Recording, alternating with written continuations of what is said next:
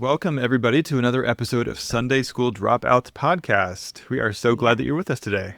Yeah, I am super excited. I'm especially excited because today we have the wonderful Andrew Kerbs as our guest, which I'm so excited about. I think it's going to be a really great episode. We're talking about all things men and purity culture, just like, having grown up male in purity culture. And obviously, purity culture impacts everybody. And even though we know it has a very profound effect on women, I think it would be negligent if we didn't also acknowledge, how purity culture can impact men, the short and long term pieces of it, as well as what it was like to grow up in that culture, being socialized male. So I'm excited for this interview. Yeah, no, I am too. I definitely think it's, like you said, a necessary conversation to have. So yeah, just excited to be doing that. Yeah, I love it. Well, we don't have any announcements, so I'm just going to give our little disclaimer before we get into the episode that we do know that some of the topics that we discuss in any of our episodes might bring up feelings, emotions, and triggers that could require more processing or be too much to handle right now. So please always feel free to skip any episode or parts of episodes and come back if and when you're ready. Our goal is to help you trust your own body and lived experience so you can take what you need and leave what you don't.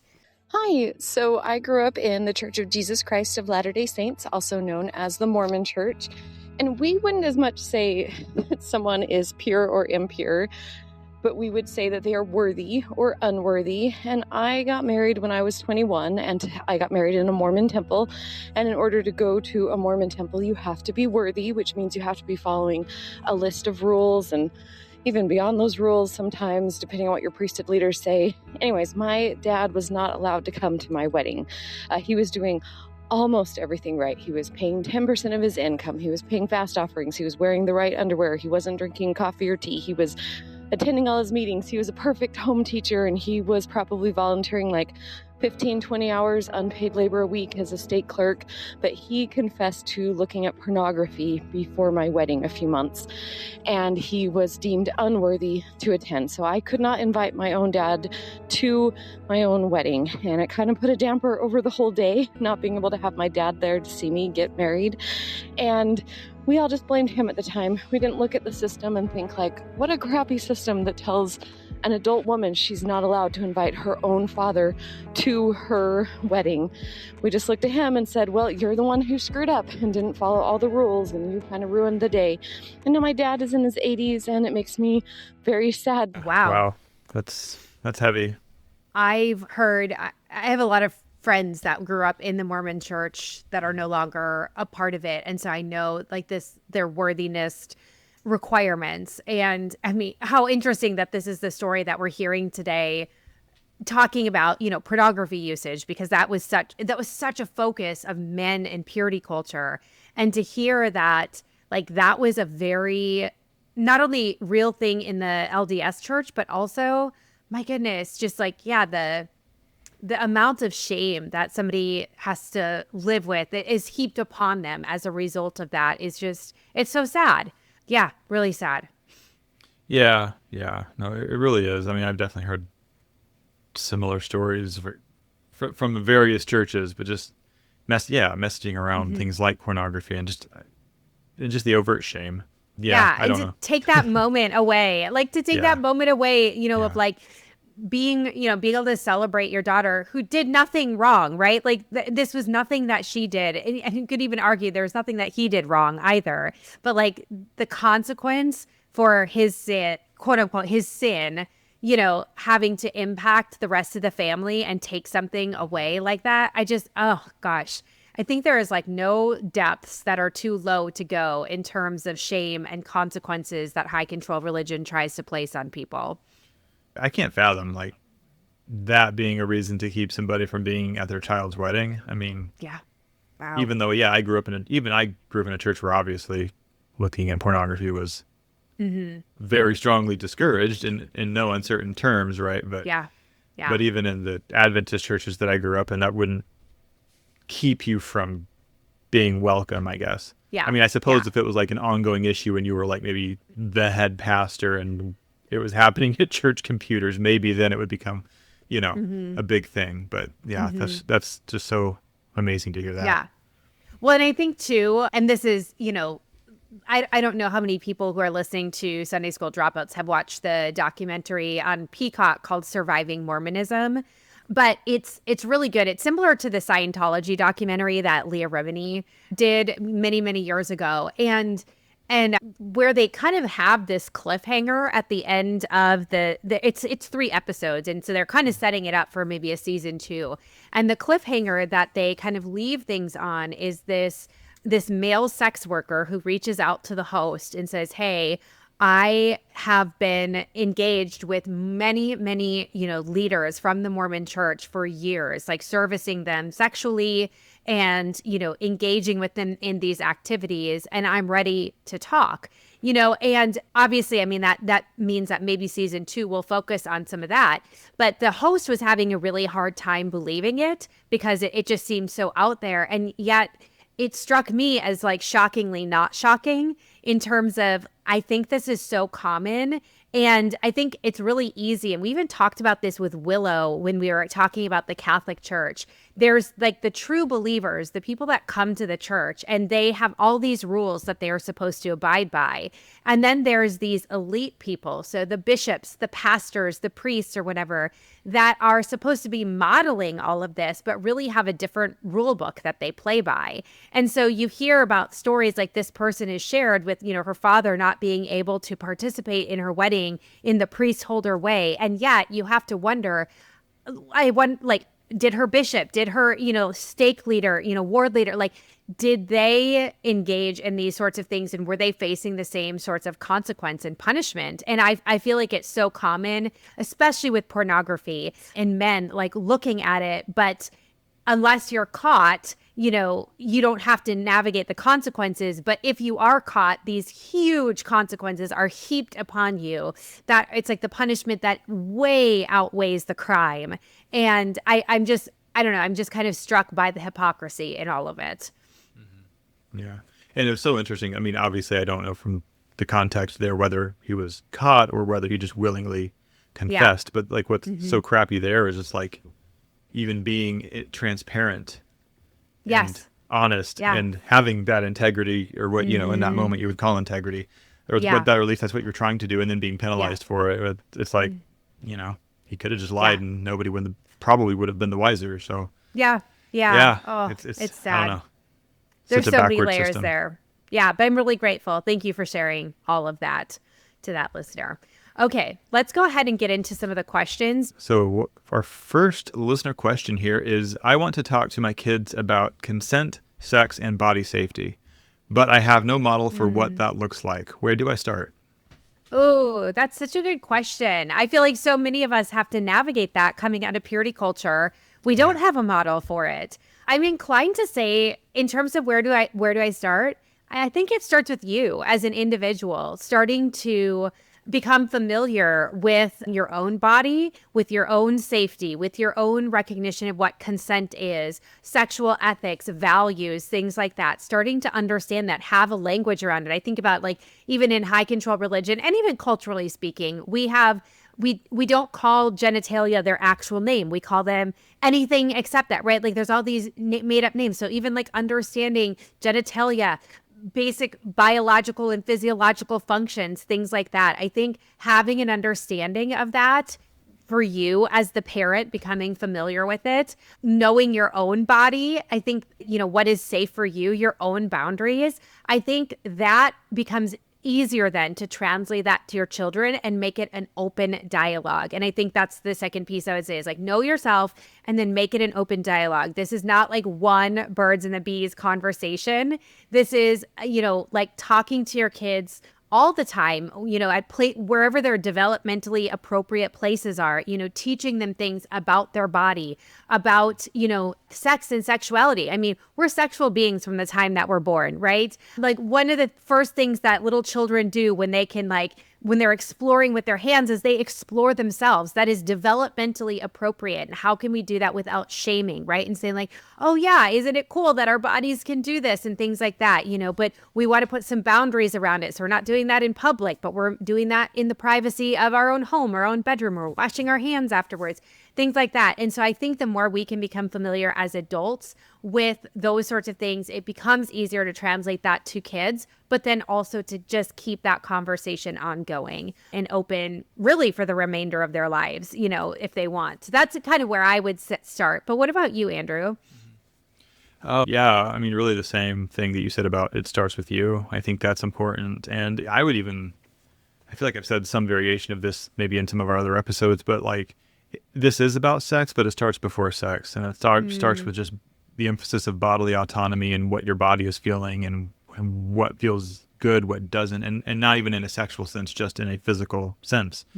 I mean, conversations around consent can start with things like those obligatory hugs of relatives at the holidays and things like that. You know, like that is an issue of consent and bodily autonomy and body safety. And it all ties into sex. It's all related. But like, I think if the conversation is only ever about sex and it only happens one time and there's never this ongoing conversation about just consent in general, bodily safety in general, or just what bodily autonomy means in the broadest sense. Yeah, I think my point is I think that's the conversation needs to be about all of that. It's not just about sex. Yeah. Yeah. I'm just thinking I'm kind of a proud aunt moment. I have many, many nieces and nephews and I don't know all of the conversations that happen with my siblings and their partners, you know, with their kids, but I know they are much more open than, you know, we were growing up. And so obviously as an aunt, I have a very different role in their lives, right? But like one of the ways I try to like kind of promote consent in all things is like when I go to see them, I don't expect that they give hugs. I ask them every single time, can I give you a hug? And then I respect whatever their answer is. And I have one of my nieces is like, no. And I'm like, okay, thanks for telling me. And I love that because she's checking in with herself and she's saying, this is a no. And then that's being respected. And I think that is an important way, like to your point, Andrew, it doesn't have to start with just sexual things. It can start with anything. And to say like, I'm going to start to, you know, teach my kids, like we ask permission for this and we can say yes or no, and that can be respected. I think that's huge. I never got that growing up for sure. So I love being able to do that for my nieces and nephews. Yeah. Yeah. No, that's awesome. I love that. Yeah. Yeah. They're so great. So, all right, let's move on to the next question. Can you recommend body-based ways to work through sexual shame? Talk therapy hasn't been enough. Oof. What do you think, Andrew? Yeah. Well, never mind. I won't say. I was going to say this is why I don't love cognitive behavioral therapy. I was thinking the same thing. I never miss a chance to dunk on CBT. It's not that it's not helpful, but when it comes to like some of this embodied stuff, it does struggle, I think. So the ways I would do it in terms of modalities, if you're looking for specific therapeutic ways, somatic experiencing, I think is great. There's other ones too, but that's one that's great. There's a lot of Dr. Peter Levine's resources. He's the guy behind somatic experiencing. So In an Unspoken Voice and Waking the Tiger are two of his more well-known books that are really good. But as far as working through sexual shame, honestly, I'll kind of say what I just said a few minutes ago. It actually doesn't start directly with sex. Like starting directly at the core of where the most intense shame is not actually, I would say, a trauma-informed way to go about it. And we really need to like take several steps back and start with just feeling safe and grounded in our body, not even in a sexual sense, just in the most basic physical, literal sense of noticing what your body feels like and what you feel like in it and what in the world around you and all of that. And starting there. And then from that point, we can work up to some of those more intense and distressing feelings. And it will, I think, help work through those things. But talk therapy alone, that's great to some degree. But the thing is you're kind of staying in your rational brain. You're not really getting into your body oftentimes. Yeah.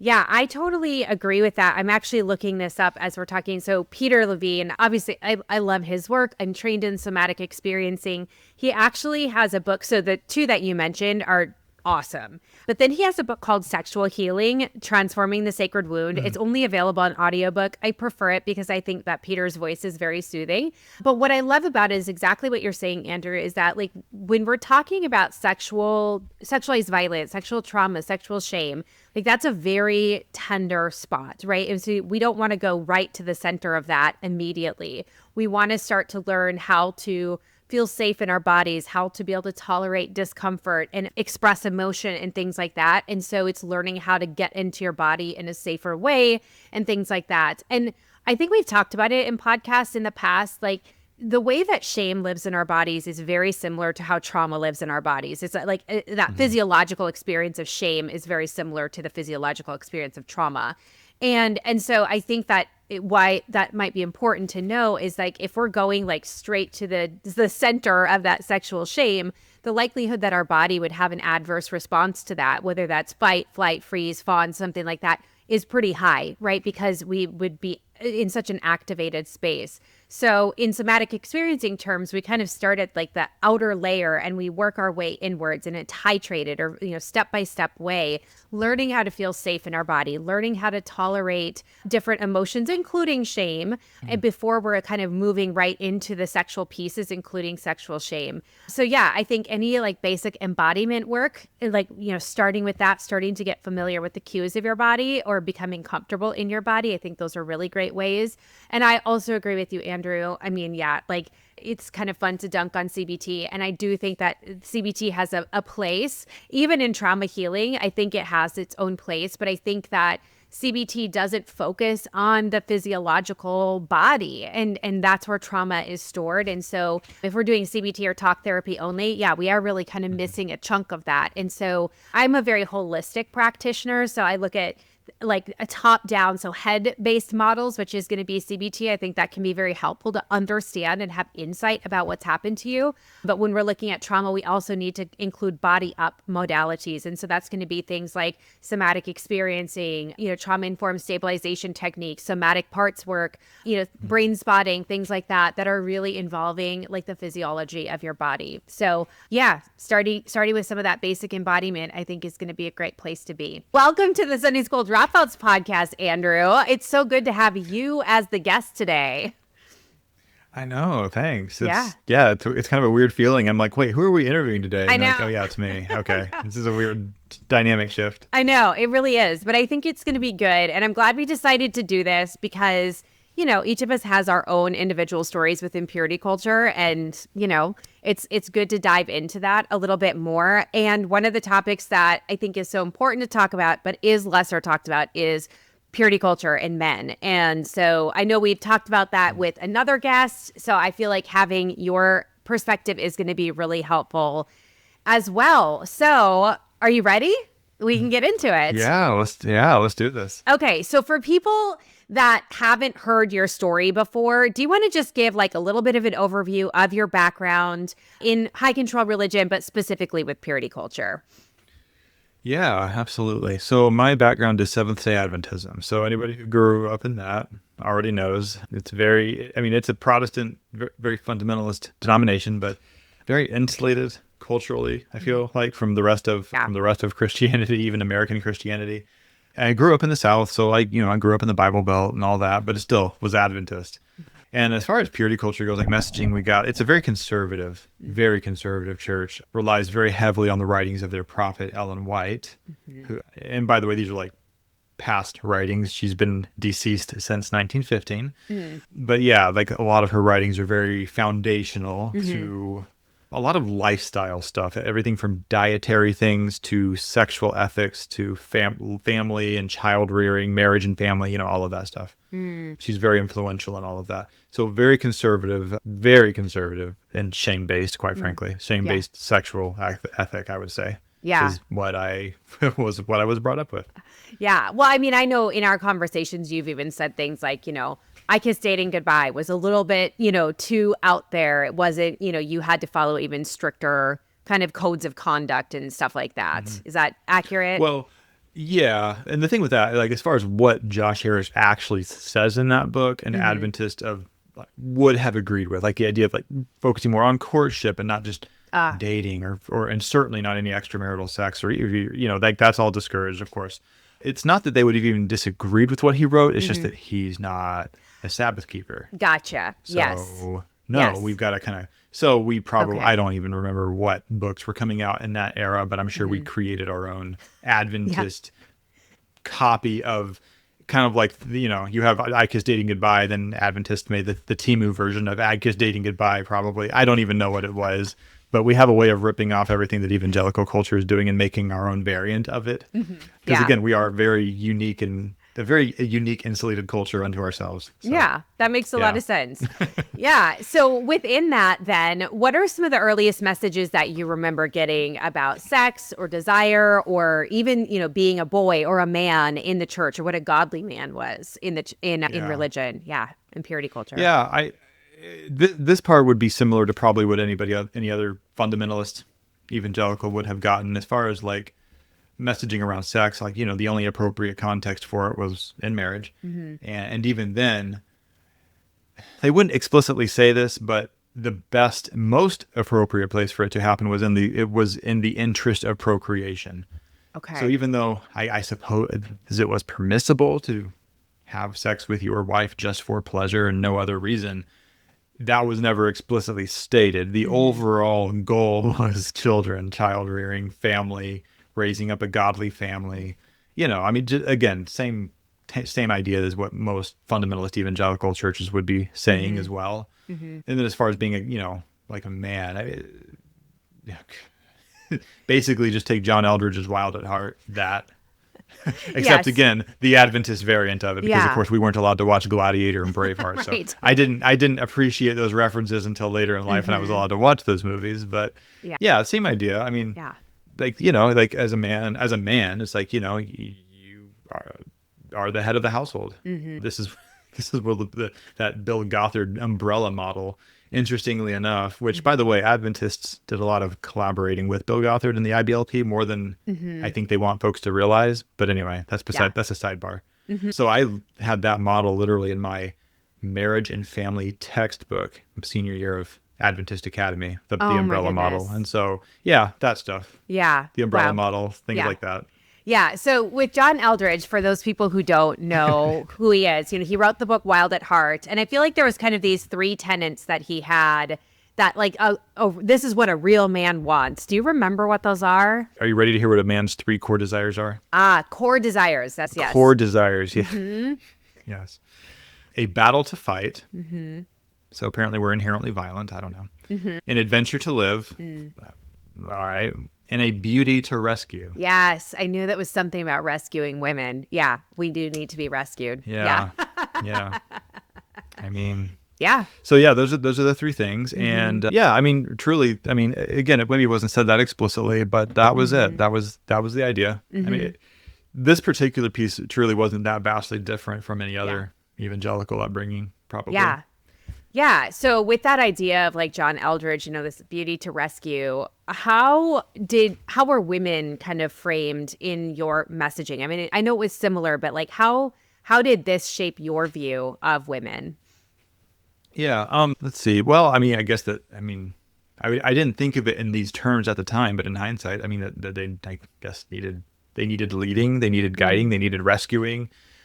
The implicit messaging there too is that I needed to figure out how to be the hero and the savior. Yeah. And so if you struggle yourself with feeling competent in life, whatever that might mean, that's another dynamic that kind of plays into some of this, I think, with when I was growing up and everything. Yeah, because that's the thing. Like, you want to be able to show up that way for your future wife, right? But also it's like, then there's like this mindset of, you have to be a strong enough man, and you have to whatever. Basically all of the stereotypical patriarchal, just masculinity stuff. Yeah. Kind of, today what all the toxic bro manosphere podcasters call it, being an alpha male. It was basically that. We just didn't call it. Right. We didn't call it that, but it was the same thing. Yeah. Do you feel like, obviously that was taught from like church doctrine level. Do you feel like you saw that within your own family of origin as well? Yes and no. The sexual ethic thing of like, sex is only appropriate in a marriage. having a family is like the ideal use of that activity. Mm-hmm. As far as like how it actually played out, like the men in my family, like they're all, don't get me wrong, they're all successful, whatever, like all of that. But in terms of like the hyper masculinity stuff, they didn't really push that or embody that. So I suppose maybe that was a good thing. I don't know. Mm-hmm. But yeah, no, it's interesting how but my family also, I mean, full disclosure, has a lot of other baggage going on where I feel like the men in the family were kind of pathologized and not wrongly so in some cases. But it was very interesting. So this might be a sidebar or we can follow this trail. It doesn't matter. But so I'm not just totally referencing things vaguely. I'll tell you like what I'm talking about, what I'm referencing. So my great uncle, I won't name drop him, but at any rate, he sexually abused multiple generations in the family. And thankfully he was convicted, did serve, I believe, over a decade in prison. I don't remember exactly how long because I was still fairly young-ish, but it was many years. And so, but all of that to say though, like that further lended kind of to the argument of like, his sexuality is bad, it's gross, it's wicked, you don't talk about it, it's harmful. And that especially coming from men, it's really dangerous. Again, not really explicitly said, but those were the vibes. And then simultaneously in that era also, my dad he was a church leader. He was a publishing director, had been for multiple conferences within the Seventh-day Adventist Church. And anyway, long story short, there were some affairs that came to light that he had been having, and he had to resign from that position. And it worked out for him in the long run because he just went into a different field, has done much better. I mean, as you can imagine, church work doesn't pay well. It never has, unless you were a pastor of a mega church, I guess. So it's been fine. He's never looked back. But those were two things that were surrounded by a lot of shame and secrecy around sexuality and men, and that was right. I mean, when I was hitting puberty. So that to say, there was a lot of it's a very muddied mess of messaging during that era. So well, I'm appreciative of you sharing that because I mean, I think that the shame and secrecy, what you said, is so prevalent in purity culture and high control religion.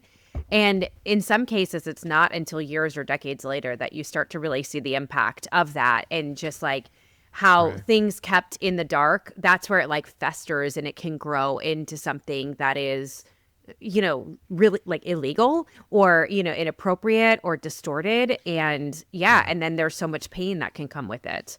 I do remember like that was a thing that I couldn't have articulated at the time, but like I can definitely say in hindsight, I definitely felt like this inherent badness of like because there's also like the classic purity culture messaging of like, you know, men are visual creatures and they're just these insatiable sexual creatures that, and it's like they can't help themselves. And then that combined with these family narratives that I wouldn't say were because of the church, but the church programming helped enable and further the shame and the stigma, I think. It's like, so that, I definitely grew up feeling very just, very gross, very like, like I'm like just inherently some kind of predator, which on one level, the nice unintended I say nice, but the unintended consequences, I've always been super, super mindful, very mindful of the default is that I might be a threat to women, and therefore don't be a fucking threat and do the work. And I mean, that's probably part of what led me to even go to therapy, which in the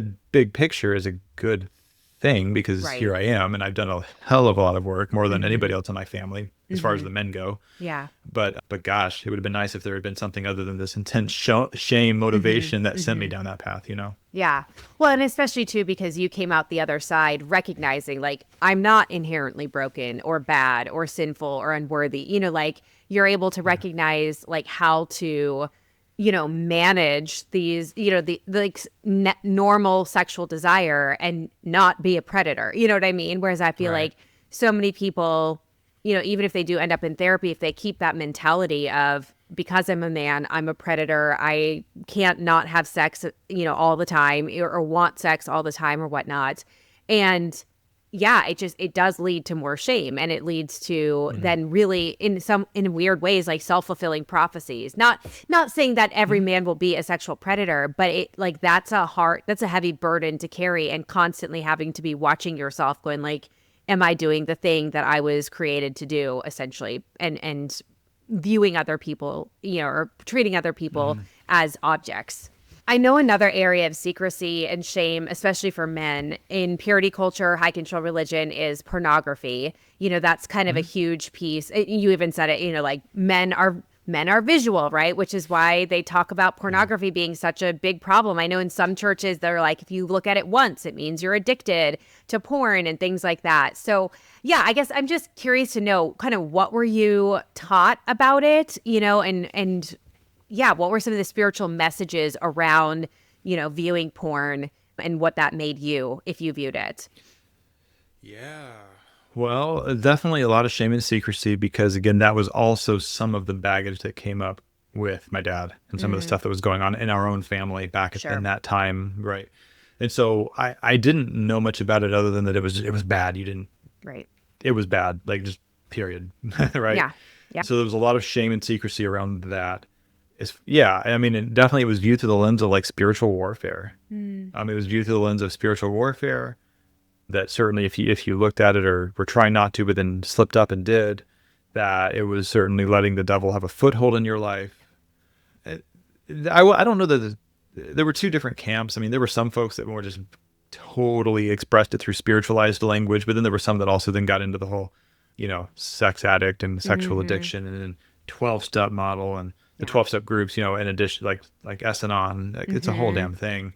And of course, back then it was just like, I'm hearing all of this programming, and this is before I went to grad school. This is before I've done where I am now. Whereas now I'm like, I just kind of roll my eyes when people talk about sex addiction. I mean, don't get me wrong. Impulsive behavior is a problem. Sure. Sexualized impulsive behaviors can be a problem. It's not a clinical fucking addiction. So like, stop using that word. But anyway, you can tell where I stand on that one. That's my little sidebar soapbox. But yeah, so again, a lot of shame and secrecy. I mean, in summary, definitely it was something you did not do that. But of course, it's like the more you say like, the one thing you can't do or think about, of course, I mean, what's a 14-year-old boy, especially with raging hormones and puberty going to do? It's like the one thing you're not allowed to think about that's sexually charged, that's going to be the one thing you think about. And then you feel like shit, and then you're asking God for forgiveness, and it becomes almost like this scrupulosity, vicious cycle, you know? I remember early on in my private practice, I started working with a gentleman who was still active in the Mormon church, and which is very odd, here in the South, right, where everybody is, Southern Baptist and stuff. But he was as active in the Mormon church, and he came to therapy because he really believed he was a sex addict. He believed that, this struggle with pornography just made him absolutely dirty and disgusting. His relationship was falling apart as a result of it, not only with his wife, but then his children. There was distance there because dad is living in sin. And he was getting advice from his bishop here in Nashville also, which is like their common process of like, you go to your bishop, they kind of give you these things that you're supposed to do, and it wasn't working for him. And I just remember like one of the things that his bishop had told him to do that he was like telling me about in therapy one day is like write down every single impure thought you're having, every single time you have a desire or an urge or anything like that isn't related to your wife or anything like that. And I mean, it became obsessive. Like he couldn't get anything else done during the day, including his job, because he had this little notebook that he was writing in constantly, being so scrupulous about all of these things. And the thing that he was being told to do was actually the thing that was keeping him in that cycle. It was just very bizarre. And he just carried so much shame with him all the time. Yeah. Oh my God. Well, fuck that bishop. And no, that is one of the worst things you could tell somebody to do. Because if you're already struggling with stuff that's bored, I mean, I'm not saying everybody who does this has OCD, but if you're already struggling with scrupulosity, OCD type symptoms, and there are parts of you that are hyper vigilant, especially around morality and things of that nature, it's like, oh my God. Yeah. Like hyper vigilant parts that are very, very, very perceptive of morality is a thing that I work with. I cannot tell you how many clients have because I do IFS, have protector parts that are hypervigilant around morality, not even just sexuality, but definitely sexuality. That's so common. And anyway, all of that to say, it's like I can only imagine how entrenched that part and that behavior became because of being told that by a bishop that, this is what you should do. This is how, it's like, okay, well, dang. Right. Yeah. Like the one thing you can't think about and then monitor everything that you think about that might be wrong. It's like, it makes me think of when I was younger, and I had a similar, when I was really young, this fear of like committing that sin against the Holy Spirit. I had no idea what that was. All I knew is that if you do it, you're lost forever. And so I went through this phase of like always being afraid that I would do it, and then always asking for forgiveness, to the point of it being almost an OCD tick. Like, I mean, I would do it mentally in my head, but it was like this perpetual tick of like every time that it came into my mind, like, well, have I done that sin? I don't know. Okay, well, if you don't know, you'd better be safe rather than sorry. Because if you choose not to be and you're just like whatever, ambivalent toward it, then you probably have, and you're going to be lost. Yeah. I haven't thought of that for a while, the unforgivable or the unpardonable sin, which, I mean, I remember some people saying, oh, it's when you blaspheme the Holy Spirit, which what does that really even mean? But I think it's a control tactic, right? Like it's so elusive, like there's no real structure around it. So then, you're left going like, is this the unforgivable sin, whether it's, because I've taken the Lord's name in vain or, watched porn or whatever it is. And you're constantly living in that very vigilant, hyper-vigilant space. Yeah, that's really difficult. And a little side note that's relevant to this too is on Adventism, I don't remember where the quote comes from, but it comes from Ellen White. And basically there's this idea of like, there's like the whole doctrine of once saved, always saved. Right. So Adventists are like the opposite of that.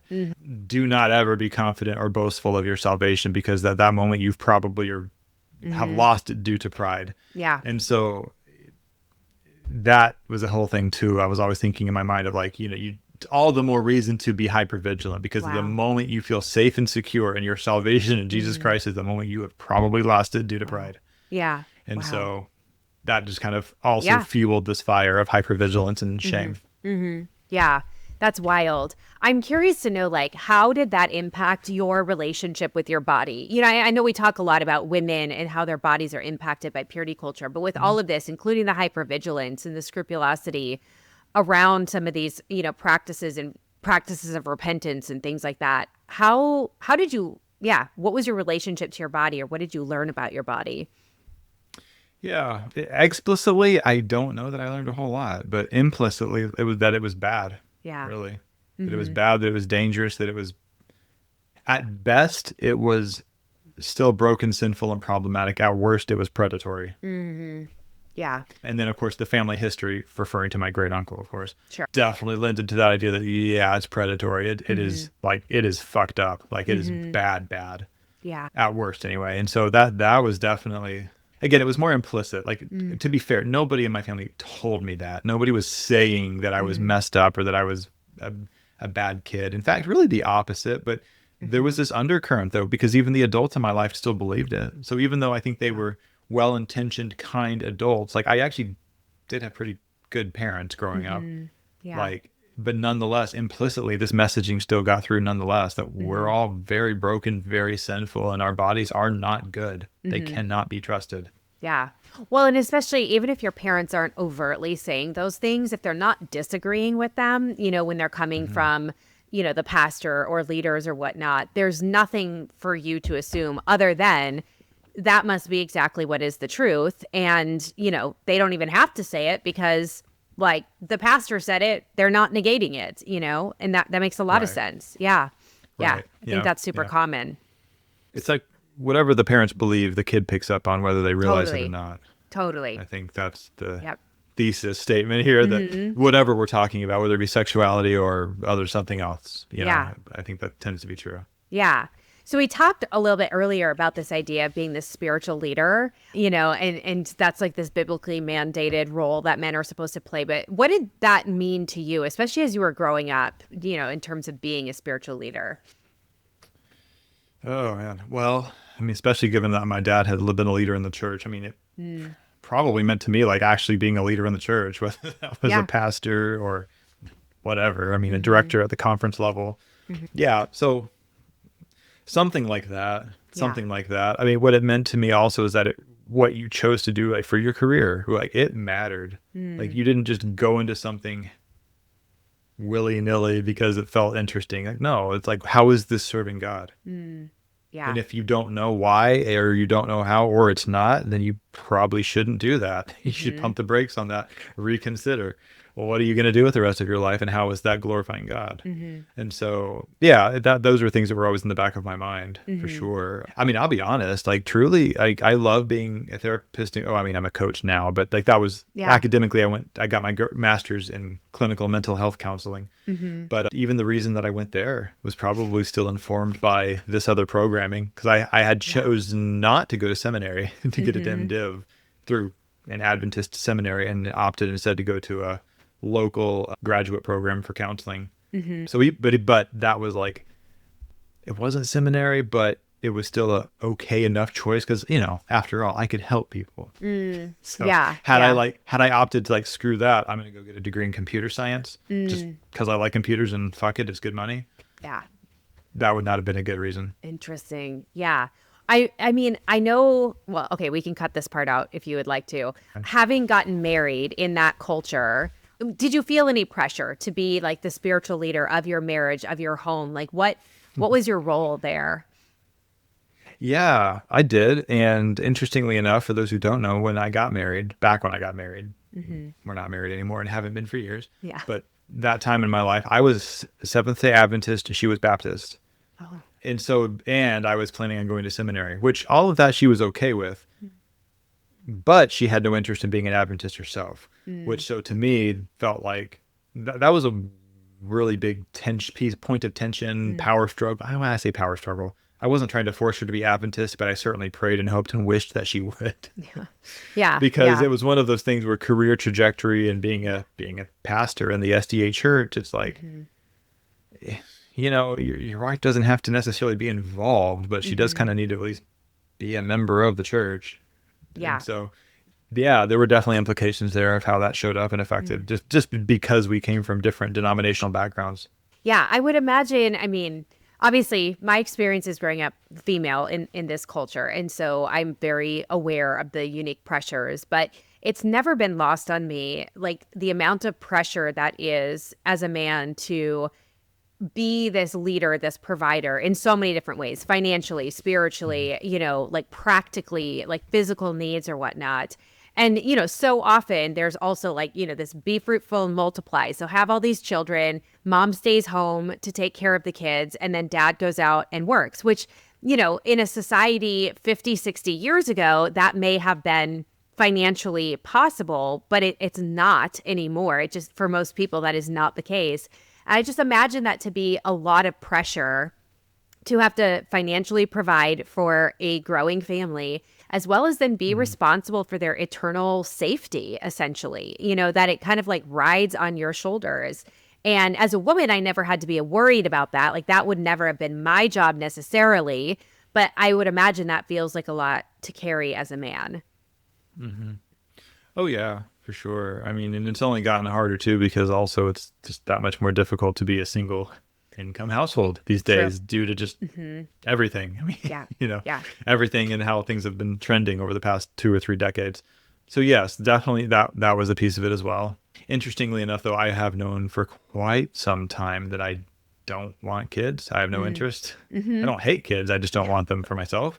Well, because I say that because I know some people are like, oh, I hate kids. They're so annoying. No, I get it. Yeah. I actually like kids. I used to work in a school. Like, I actually enjoy working with kids more than a lot of folks do, especially more than a lot of therapists do anyway.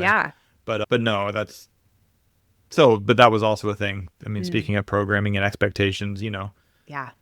If you can have kids and you're married, you ought to have kids. Is kind of the expectation there. Sometimes it's said explicitly, but even if not, that's, you know, that's what's expected. You know, and so that definitely informed a lot of that. That makes a lot of sense. What about emotions? You know, obviously we know that in high control religion, emotions are something that's not really developed. And in fact, it's like very underdeveloped and, you know, often thought to be something that is, you know, sinful, or, you know, to lean on your own understandings, your heart. And then, of course, women are the more emotional ones, which means, we're even more prone to sin, which also then cuts men off from emotions. At least I feel like. So, yeah, I'm just kind of curious to know kind of what that emotional development for you, was that present in your upbringing? Do you feel like that was underdeveloped? Yeah, share a little bit about that. Oof, that's a weird one, because it's hard to tease out, or it's hard to untangle what was church related and church programming and what was cultural background.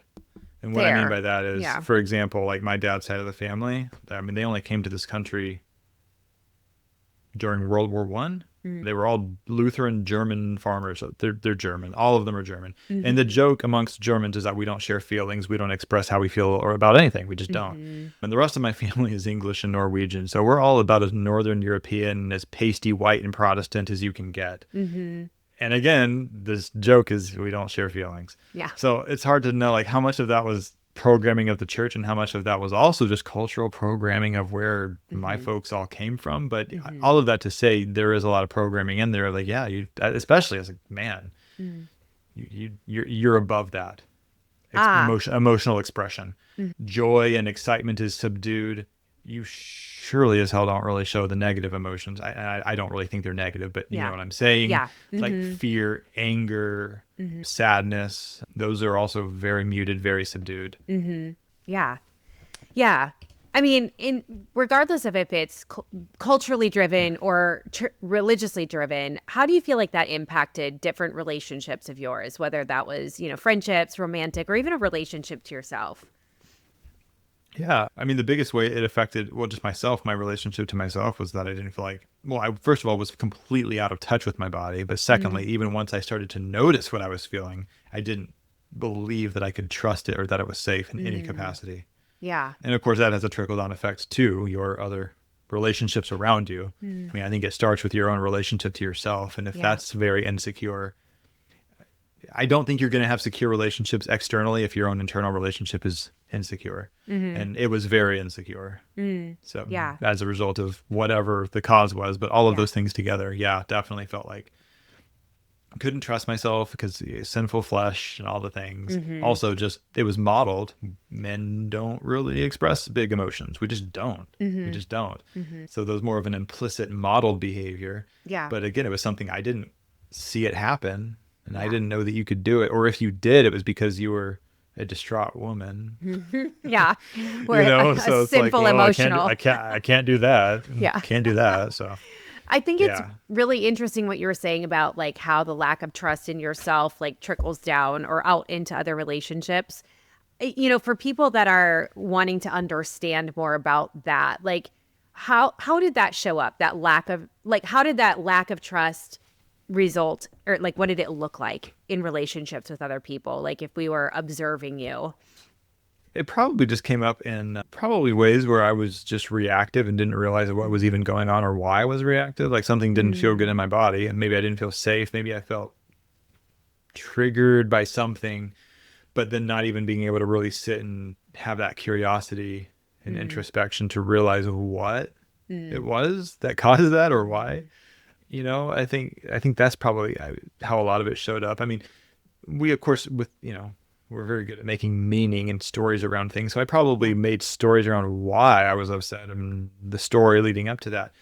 But all the while, probably never was able to really sit with, okay, but what does that actually feel like in your body? What's actually happening? Like, for example, like, oh, I'm anxious. I'm this, I'm that. I'm fearful. I feel afraid of something.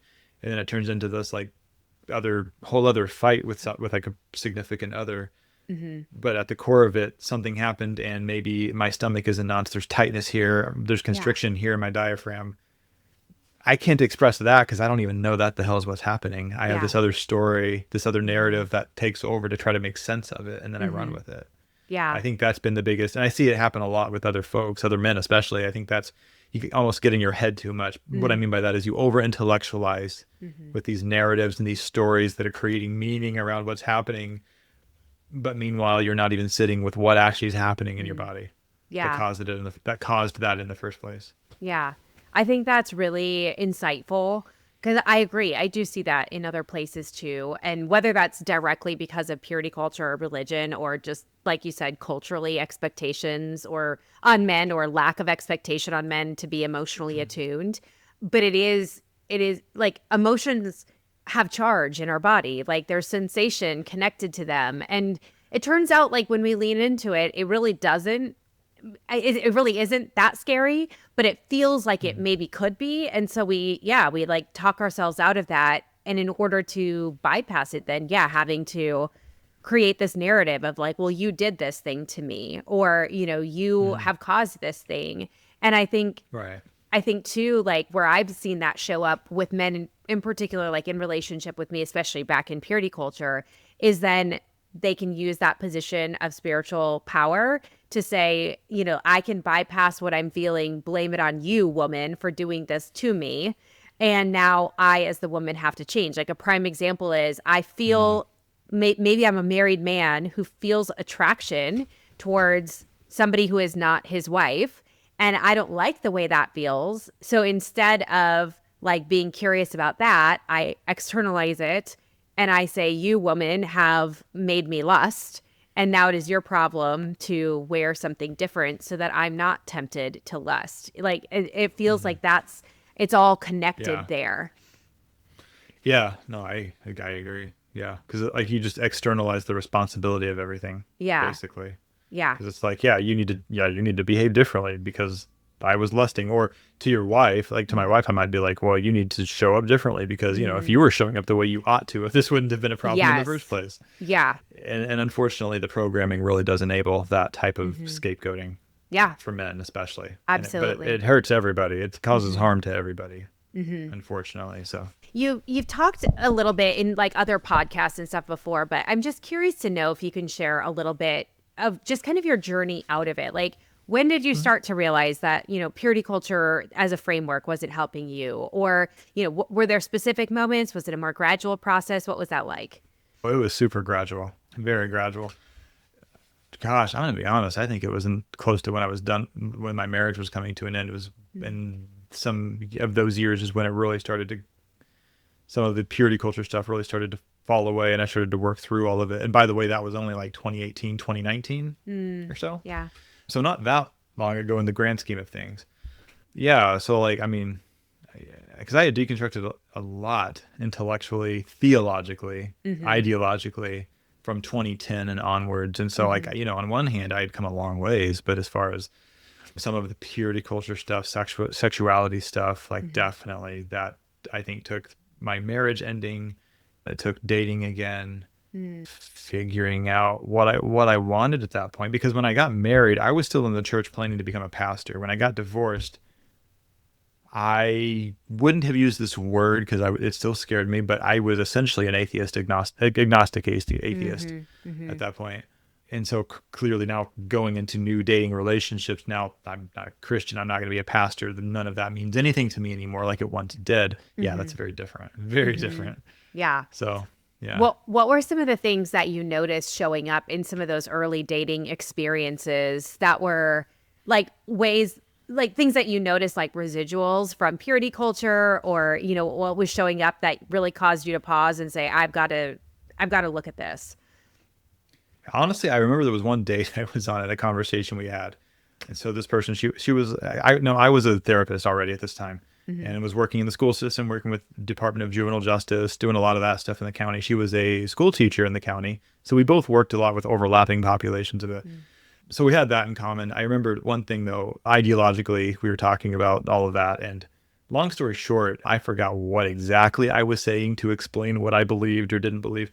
But it was probably some long-winded bullshit. And she finally was just like, it sounds like you're an atheist, but you're scared to just call yourself an atheist. Yeah. Yeah. That was true. Like, I'm like, for all intents and purposes, that's exactly what I am. But I'm scared to say it. Yeah. Okay. So that was an impactful moment. I remember that. And then also this is where I really started to tease out the difference of like, when it comes to sexual ethics, like things around consent, things around then what the church would say you should do, or like, well, I mean, and then some of this even ties into like I kissed dating goodbye of like, unless you're seriously thinking you're trying to marry this person or that they would be compatible, you shouldn't pursue things you shouldn't lead someone on, or whatever that means. Things like that. Yeah, because I remember thinking like, oh, I definitely, I don't know that this is going to go anywhere long term, so I definitely shouldn't kiss this person. And we actually talked about it. She's like, if I am okay you kissing me and want to kiss you, who fucking cares? Why does it matter? Yeah. That's okay. It's like two adults can do that, and it doesn't mean anything beyond just that immediate moment. Like, that's okay. Yeah. And I just remember that was sort of that whole date was kind of a culture shock, but like in a good way. Like, it really got me thinking like about things that I was still really carrying around with me in terms of baggage from purity culture, even though I thought that I had deconstructed and unpacked a lot of it. But there was a lot of that embodied sexual ethic stuff that I had still not unpacked. Yeah, I think that's really interesting because, I mean, we've talked about it so many times on this podcast before. I'm just like, it is one thing to cognitively deconstruct or theologically deconstruct.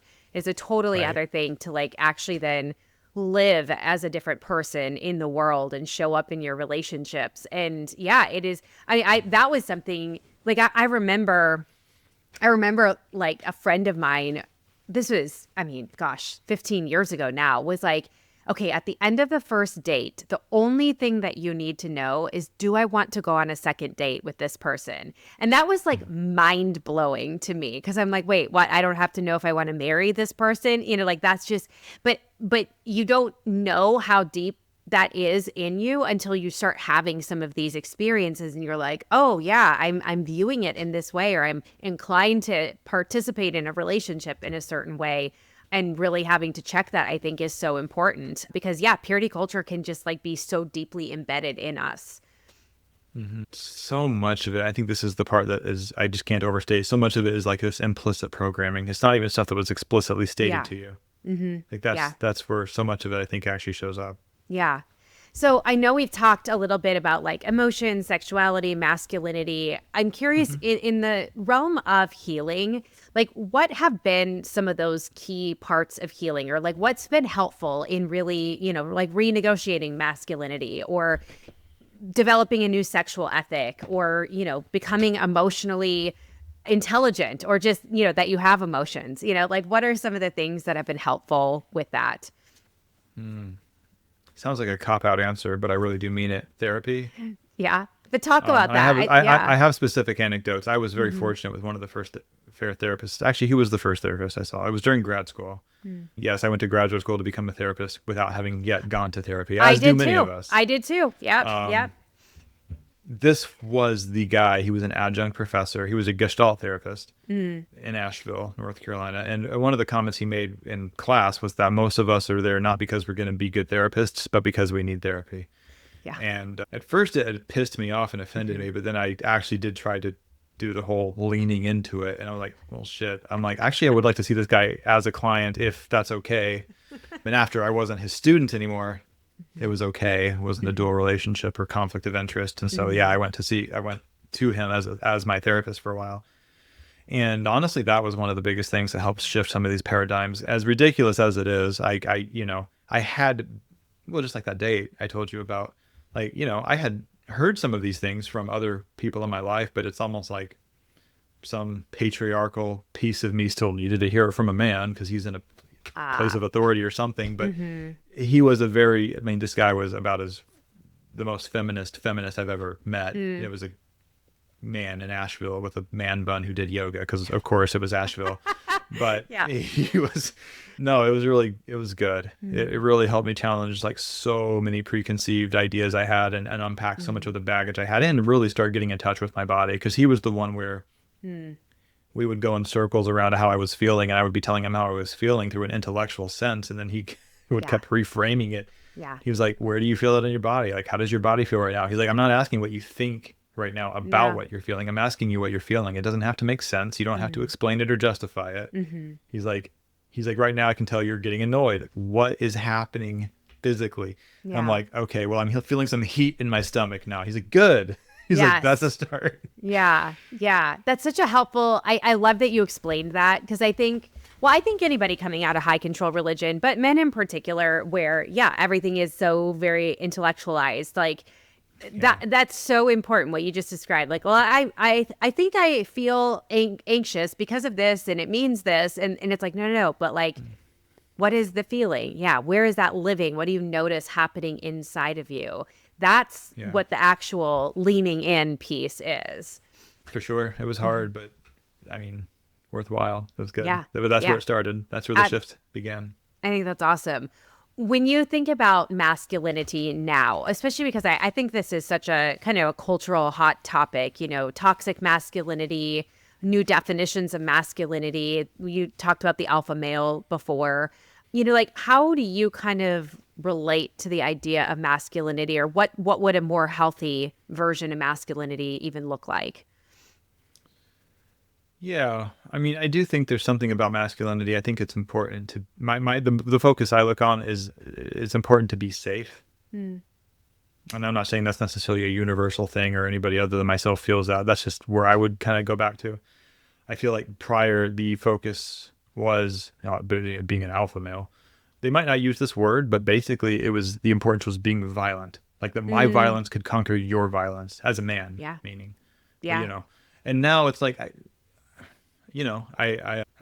feel like the value I find more is in being safe to anybody in my life, really. But that's not to say, I don't know, but that's not to say that I feel like I'm weak or emasculated or whatever. Yeah, I don't know, because like I'm a weird juxtaposition of many things. Like I do martial arts. I like Brazilian jiu-jitsu. Like I'm very confident that if I ever got into a street fight, I probably could hurt the other person. It's like, but I don't wield that like, oh yeah, like if you don't know how to do that, you're not an alpha, you're a beta. I'm like, I don't know, man. I don't know. For me, it's like, I think men and the privilege that comes with that, there is a responsibility in not posturing and trying to be bigger and stronger, but just be safe, take accountability, know yourself, like know thyself, right? Yeah. And that takes real work. It's hard. It takes vulnerability. It takes the therapy in some cases. I mean, maybe not always, but I think that's always useful. So yeah, I don't know if that necessarily answered your question. I can elaborate on any corners of that. Yeah. But, I like that you are differentiating like the difference between safety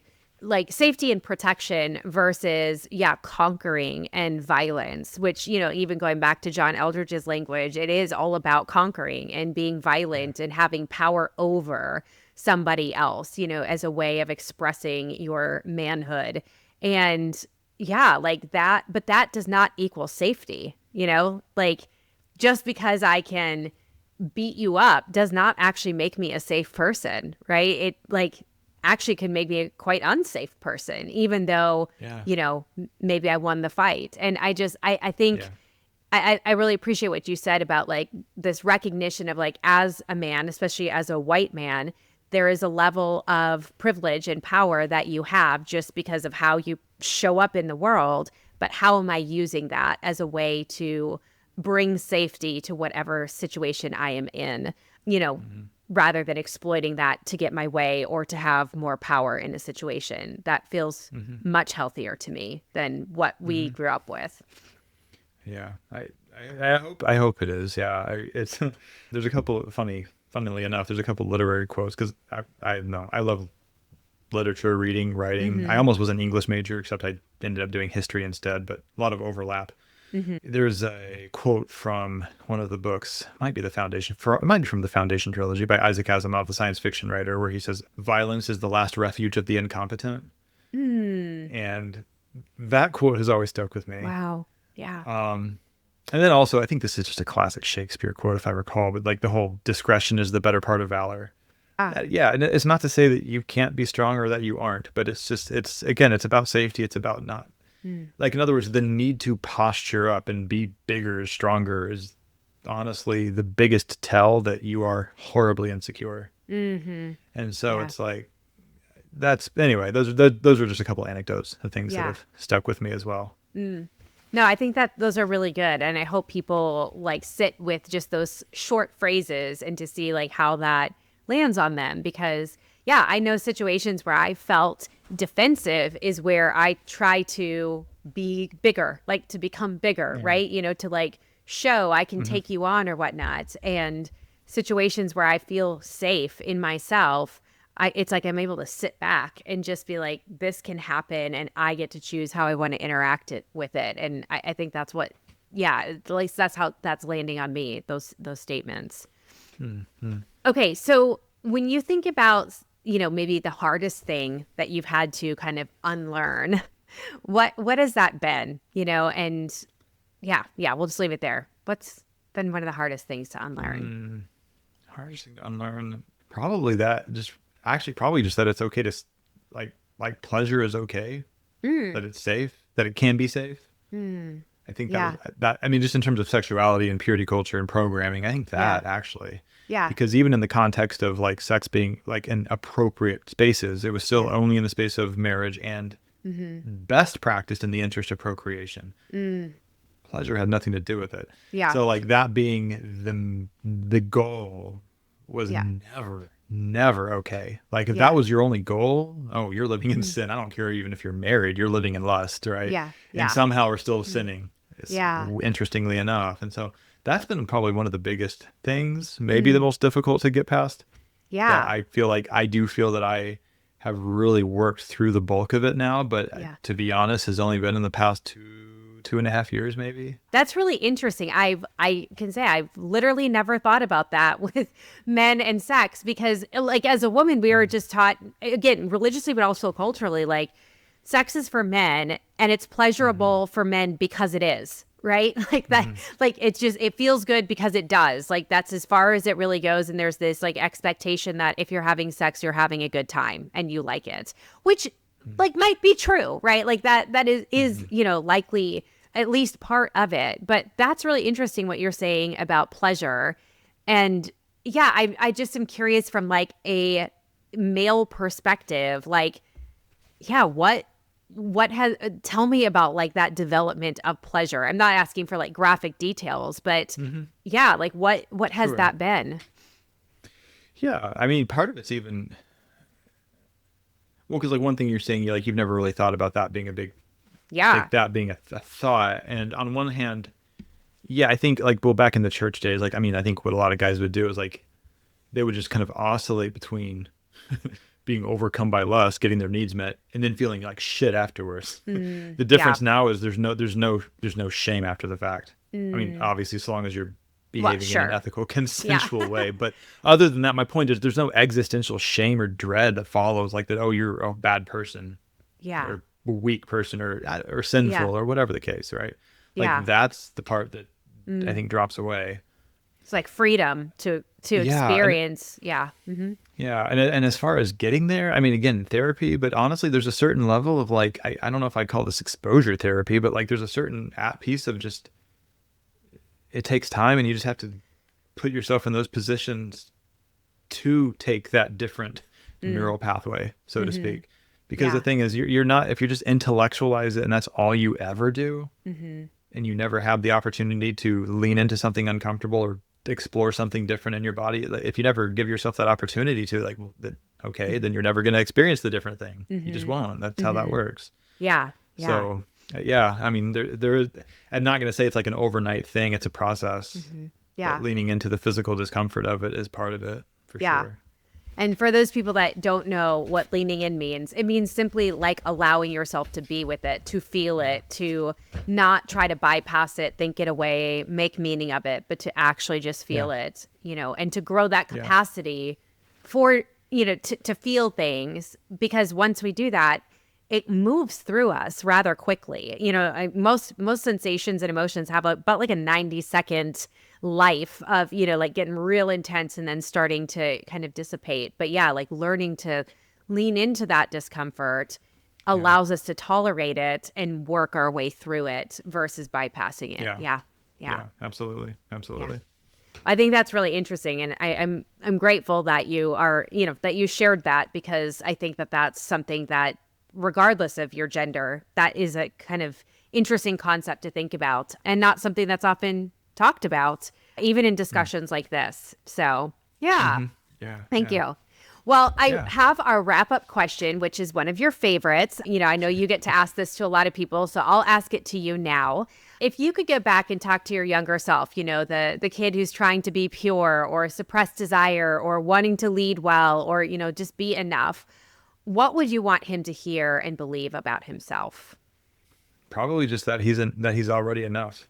Yeah. I mean, it doesn't sound that profound, but that's really it. I mean, I just remember what it felt like then, striving so hard for something that I felt like was ultimately unattainable, really. I mean, but like, no, like, dude, you are actually good. You are inherently already good. You don't have to, it's not something that you have to fight tenaciously for. Yeah. Or, or put yourself through hell and back to like be worthy of. Like, you are good. It's okay. You can stop trying so hard. Yeah, I guess this will be another really quick plug for internal family systems. Yeah. IFS is honestly where I first really fully felt that. Yeah. Can you explain that for people who aren't aware of like what internal family systems is and why it is so powerful? Yeah, so it's IFS or parts work or internal family systems. It's just a form of therapy, and it is a way that conceptualizes us as humans as being made up of an abundance of parts. Some of those parts just carry burdens in the long and short of it. But the thing that's different from a lot of other types of therapy, and certainly different from fundamentalist Christianity, is that we are inherently good. There is this premise that we are inherently good. Yeah. That's not to say that we don't struggle or cause harm, but it's coming from a place of trying to stay safe, of maybe not having the tools to do that effectively. Yeah. But it's still coming from a good heart, a good intentioned place of trying to just keep yourself safe. And like, and the foundation is that you are still inherently good. And at the core, you are inherently whole and you have what you need to heal. Yeah. So salvation or healing or whatever you want to call it is not this externalized thing where you have to grovel and receive it from elsewhere. Like, no, you have it in you. You have what you need. Yeah. And you always have. Yeah. I think that's the best part about IFS. That was the first modality of therapy that I did as a client was that. And it has always stuck with me as a profound modality for people coming out of high control religions because of that exact concept, this inherent worth and goodness, which is so opposite of what most of us were taught, of being inherently bad or inherently flawed, or the reason we sin is because, of course we do. We're, imperfect, human beings. Right. And to be able to conceptualize like what you would say to your younger self, like, actually, you're already good. Like, this whole journey is about you realizing your own goodness and getting back to that core of who you are and living from that place. It's just so powerful. Yeah. No, it really is. Yeah. I wish I'd found it sooner. IFS, right? That is. It took me a few years before I stumbled upon it. I did like everything from CBT to ACT to DBT or whatever, all the things. Yeah. But yeah. It's been great.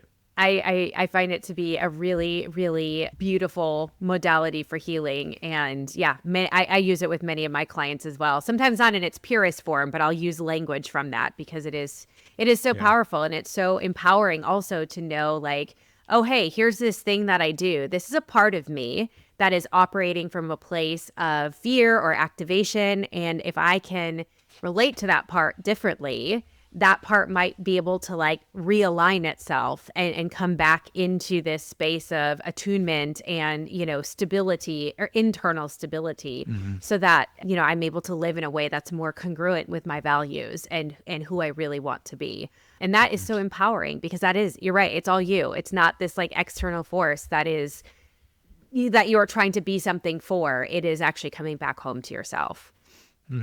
Yeah, absolutely. I love that.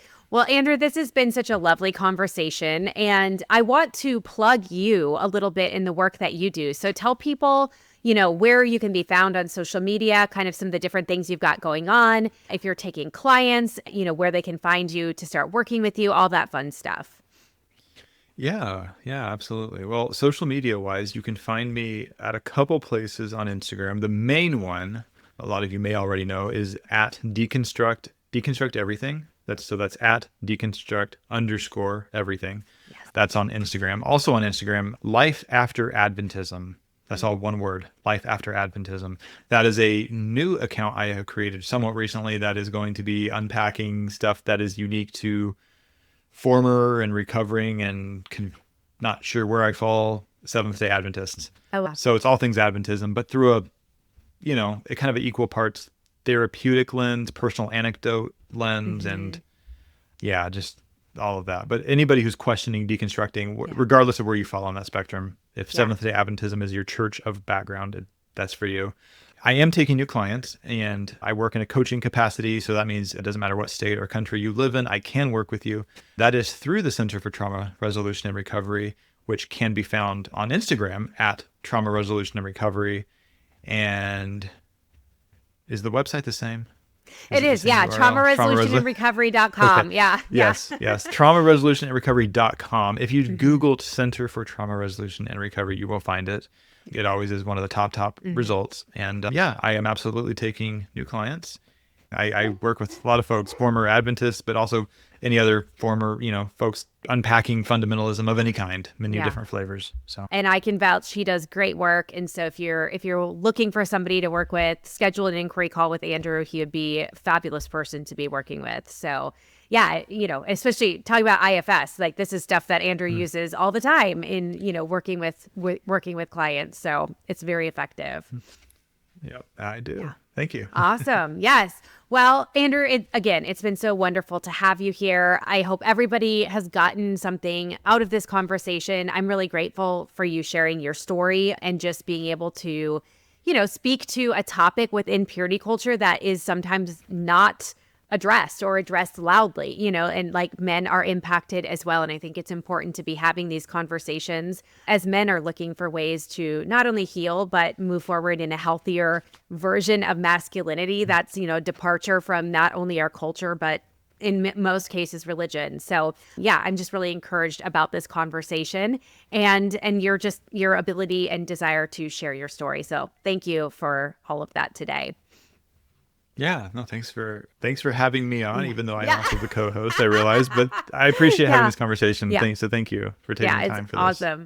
Awesome. Well, I think with all that, we can say all God's people said, amen. Amen.